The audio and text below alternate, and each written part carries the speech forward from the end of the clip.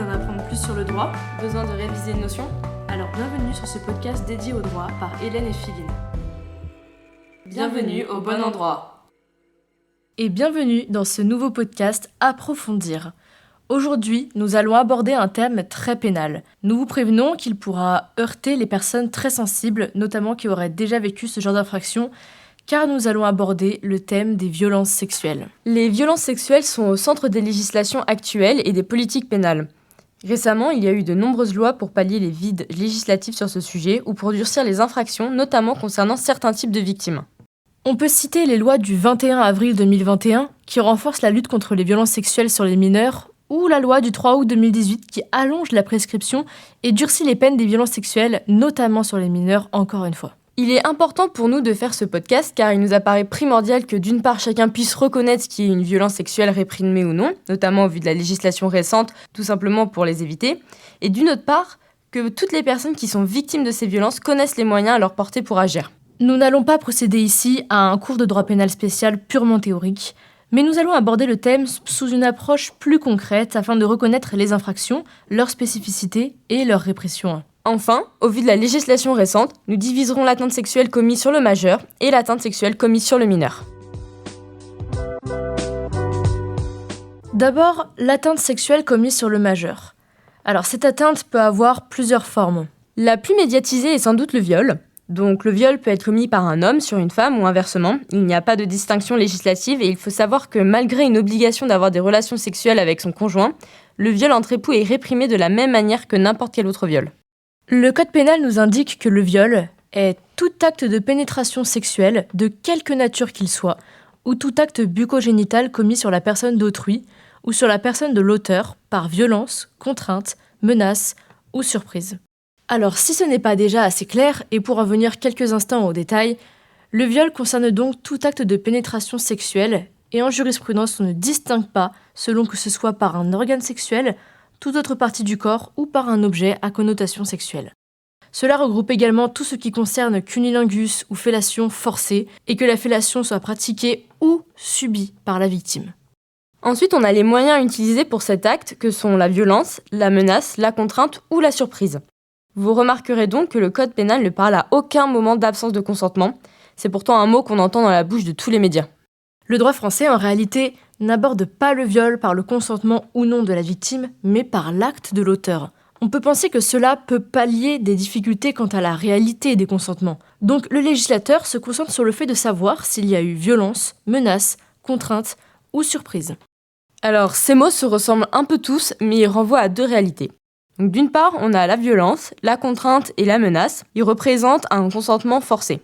L'auteur a usé de la force, qu'elle soit physique ou psychologique, pour commettre les actes sur la victime. La surprise représente une autre réalité. Elle se fonde sur la lucidité du consentement de la victime. Par exemple, imaginez que vous êtes dans votre lit, que quelqu'un que vous pensez être votre conjoint vous rejoint, mais qui en réalité est un inconnu qui va utiliser la ruse pour obtenir de vous des faveurs sexuelles. Si on se fondait sur le simple consentement, vous avez dit oui, ou du moins vous l'avez exprimé physiquement. Et pourtant, lorsque vous vous rendez compte qu'il ne s'agissait pas de votre partenaire, il est évident que vous vous sentez violé. C'est pour cela que la notion de surprise existe. Elle réprime les viols par ruse. On parle de stratagème, de manœuvre ou d'abus de faiblesse. Après, il faut faire l'équilibre entre le mensonge qui est admissible ou non. Et c'est la jurisprudence qui s'en chargera.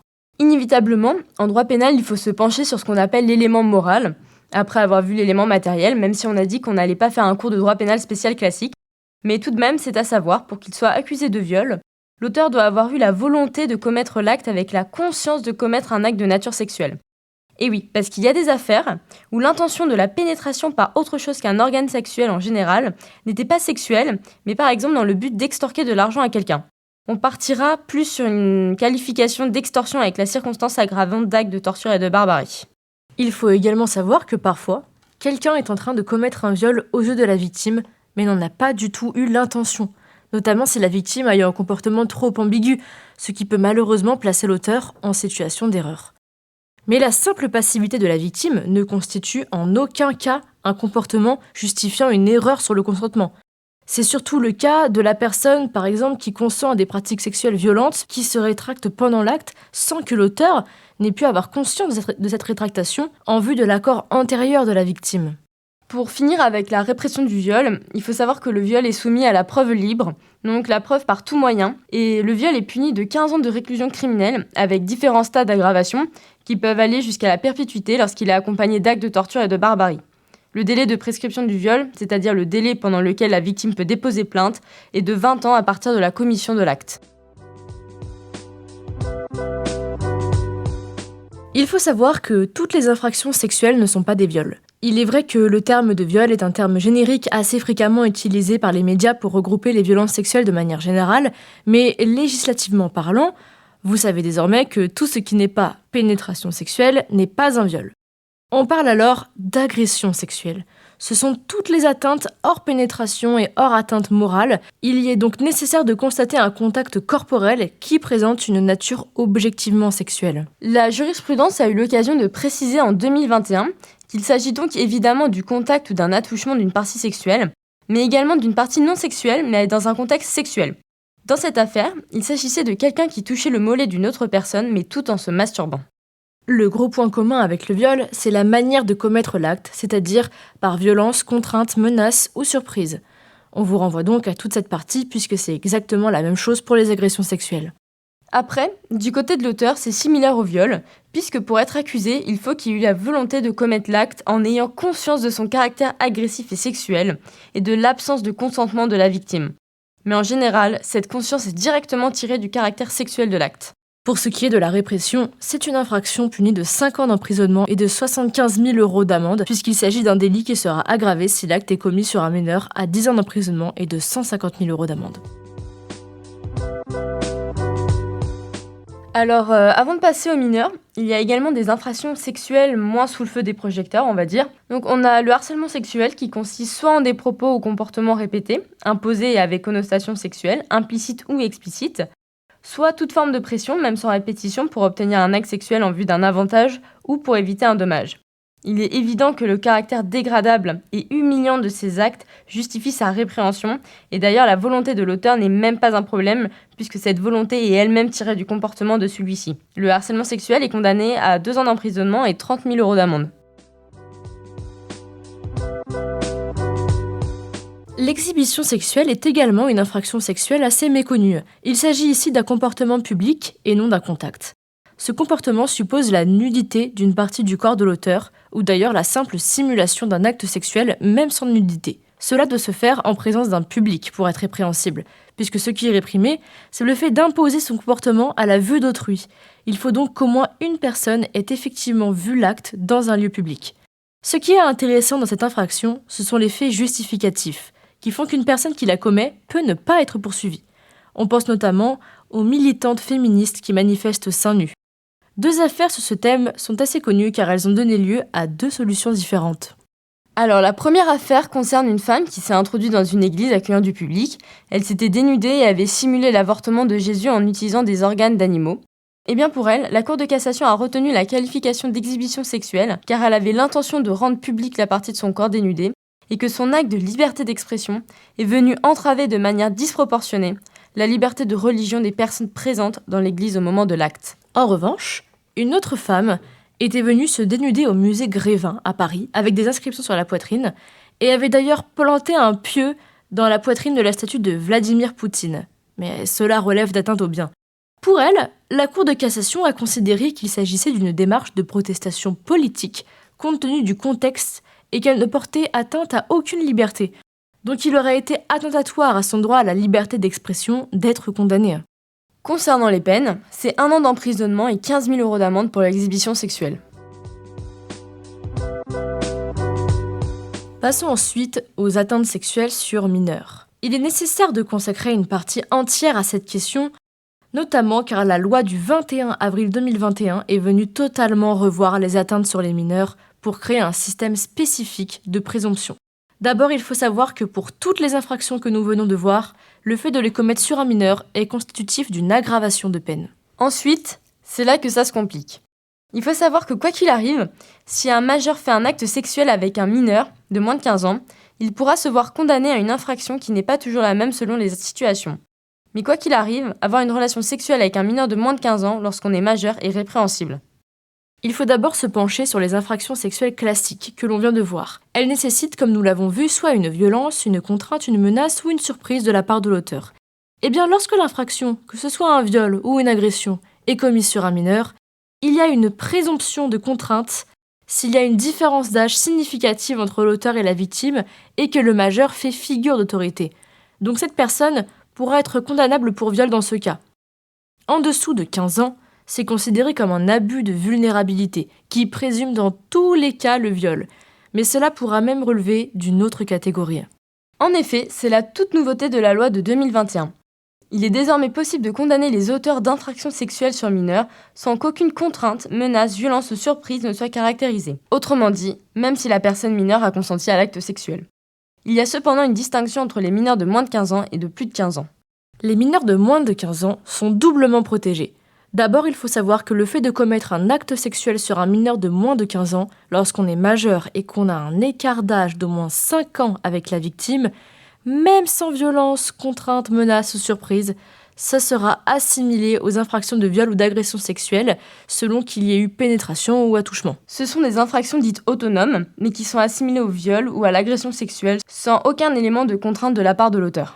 Concrètement, si à 18 ans, j'ai un acte sexuel avec une personne de 13 ans, je tombe sous le coup de cette infraction. Si à 20 ans, j'ai un acte sexuel avec un mineur de 15 ans, je tombe également sous le coup de cette infraction. Et les peines ne sont pas minimes, puisque ce sont les mêmes que les viols et agressions sexuelles commises avec violence, contrainte, menace ou surprise. Et pour vraiment sécuriser cette tranche d'âge, le législateur est également venu créer une infraction d'atteinte sexuelle sur tout mineur de 15 ans ou moins, par un majeur mais sans aucun écart d'âge qui est l'atteinte sexuelle sur mineur. C'est tout acte sexuel, pénétration ou non, commis même avec consentement, mais seulement pour pallier le vide qu'il pourrait exister du fait de l'écart d'âge imposé pour le viol assimilé. Alors ici, les peines sont moindres, puisque l'atteinte sexuelle sur mineur de moins de 15 ans est punie de 7 ans d'emprisonnement. Donc aucune faveur n'est laissée au majeur qui a un rapport sexuel avec un mineur de moins de 15 ans. Pour les mineurs de plus de 15 ans, il est tout de même conservé la nécessité d'avoir commis l'acte avec violence, contrainte, menace ou surprise. Avec tout de même cette présomption de contrainte, on le rappelle, s'il y a autorité du majeur. Mais là encore, la loi de 2021 est venue ajouter une couche de sécurité, puisque le délit d'atteinte sexuelle sur mineur que nous venons de voir est également applicable si la victime a plus de 15 ans, sans aucune contrainte, menace, violence ou surprise, si l'acte est commis par un majeur qui abuse de son autorité de fait sur le mineur. Et là, ici, aucune histoire d'écart d'âge. Le simple abus d'autorité pour obtenir un acte sexuel d'une personne de plus de 15 ans est répréhensible de 5 ans d'emprisonnement et de 45 000 € d'amende. Donc pour résumer, mineur de moins de 15 ans, toujours répréhensible, avec cette condition d'écart d'âge de 5 ans pour tomber sous le coup du viol ou de l'agression sexuelle, et mineur de plus de 15 ans, la contrainte est présumée, ou alors il y a un abus d'autorité, et donc pas besoin de contrainte. Comme vous le constatez, la législation sur les atteintes sexuelles sur mineurs a été véritablement endurcie. Aujourd'hui, il est quasiment impossible de ne pas tomber sous le coup d'une infraction lorsqu'une personne majeure commet un acte de nature sexuelle sur un mineur. Du point de vue philosophique, cela peut poser question. N'est-ce pas un régime trop répressif ? Vous avez peut-être tous connu cette personne de 16 ans en couple avec une personne de 23 ans. On peut se poser la question du versant criminel là-dedans. Eh bien la réponse est que finalement cette relation ne sera répréhensible que si la personne majeure du couple a une autorité de fait sur la personne mineure, et s'ils ont des rapports sexuels évidemment, puisque cette mineure n'a pas moins de 15 ans. Finalement, la législation laisse peut-être tout de même la place à une certaine tolérance, mais par la nécessité de protéger le mineur, cette tolérance peut désormais très facilement être renversée et virée à l'infraction. Il est donc nécessaire de faire preuve d'une grande vigilance et de ne pas se mettre dans des situations qui pourraient paraître ambiguës à ce sujet. On peut également se poser la question de la lisibilité du droit. La loi de 2021 a créé des infractions avec des conditions tellement spécifiques que pour les comprendre, il faut écouter notre podcast évidemment, mais pour ceux qui ne tombent pas dessus, malheureusement, il faut faire preuve d'une grande forme de compréhension, qui est en vérité quasiment inaccessible à une personne ne côtoyant pas le droit de manière régulière. Au vu de la gravité des faits en question, il pourrait tout de même être judicieux de la part du législateur de simplifier l'accès et la compréhension de ces lois. C'est sur ces questionnements que nous vous annonçons la fin de notre podcast. On espère qu'on aura pu vous apporter un peu plus de clarté sur ce grand capharnaüm que sont les infractions sexuelles. Si vous avez la moindre question, n'hésitez pas à nous la poser sur YouTube ou sur notre compte Instagram, au bon endroit avec un O. Et n'hésitez pas non plus à nous partager votre avis sur la question. Et n'oubliez pas que vous êtes au bon endroit. C'était Hélène et Philine dans ce podcast dédié au droit. À bientôt pour pour un nouvel épisode. Et n'oubliez pas, vous êtes au bon endroit.